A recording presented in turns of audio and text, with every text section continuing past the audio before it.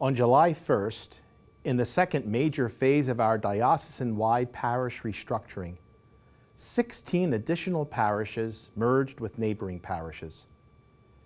It is amazing that those parishes in the first wave of reorganization have already completed their first year as newly formed parishes.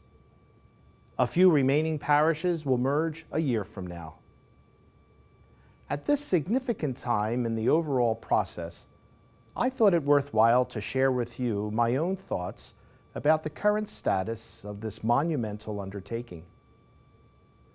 For the most part, I believe our diocesan planning process is unfolding as we expected. There are many positive signs which indicate that the faithful are excited about developing new ways of living their faith and inspiring others to take a new look at their own faith journey. In meetings with implementation teams and parish lay ministers, we hear expressed an enthusiasm and desire to be creative in bringing Catholics back to church and attracting others who may not be involved in faith communities. I receive letters and personal comments from people who identify themselves as the silent majority, who express their moral and prayerful support for me and our current process. We did realize that since this is such a unique experience for our diocese, there would be many circumstances we could not foresee until the actual merging of parishes took place. I often said that we would not have all the answers since we did not know all the questions. However, our diocesan staff is doing everything possible to work with and support parish leaders and committees to address their concerns. Certainly, a number of people are finding the merging of parishes and limitations in the use of particular churches very difficult to understand and accept. Our churches are more than buildings. They are places of shared faith, shared joys, and shared sorrows. But the people of our diocese have weathered many changes throughout history. Many church buildings are not the original churches of our people's ancestors and family members. Due to changing needs, growing communities, physical deterioration, even disastrous fires, a good number of those former buildings are things of the past. But I deeply appreciate that the comforts and consolations of valued parish histories and experiences dwell deep within the hearts of our good people. Despite the sense of loss they are grappling with, I remain confident that in time, as parishioners from different parishes work together and forge bonds of friendship and Christian love, they will experience many blessings in the new communities formed. Many people have already expressed this to me. I must say, however, that if a person's heart is rigidly set on holding on to the past, it will be hard, maybe even impossible, for that person to feel the blessings and enthusiasm which are part of forming a new parish with other faithful Catholics. For their sake and the sake of the Church, I pray this is not the case. At the beginning of this process, I noted many reasons for this restructuring. Certainly the availability of priests was a major reason. It is also true that parish finances, as well as aging and demanding buildings, played a part.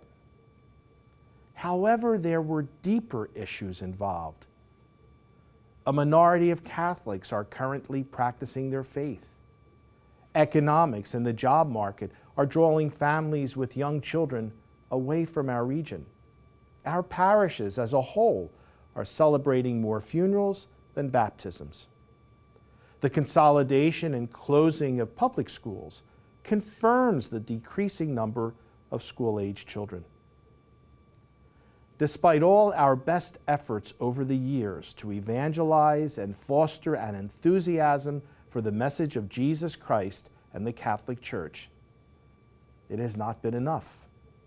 Something new and different and engaging and inspiring and spirit-filled needs to be done.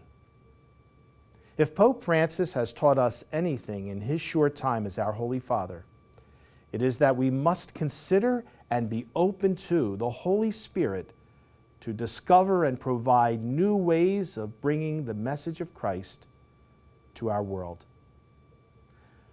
I've often been asked, what will our diocese look like 5, 10, or more years from now? I really can't say for sure. If we are committed to holding on to the past models of parish life, Catholic education, youth ministry, faith formation, and evangelization, we will see a church with fewer believers, fewer worshipers, and fewer witnesses to the message of Christ. We know this because this is what we are and have been experiencing for many years.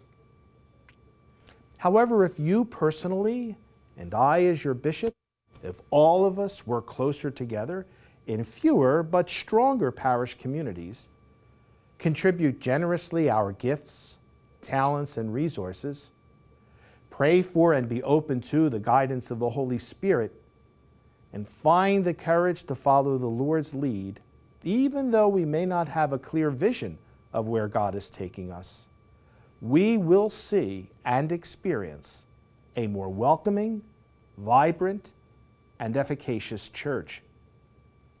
I believed that from the beginning, and I remain committed to that belief.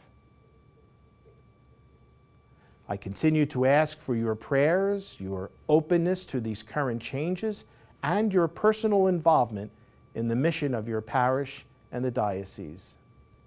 In a special way, I invite you to join me in our monthly holy hours to ask our Eucharistic Lord and the Holy Spirit to guide us in all our endeavors. Thank you, and God love you.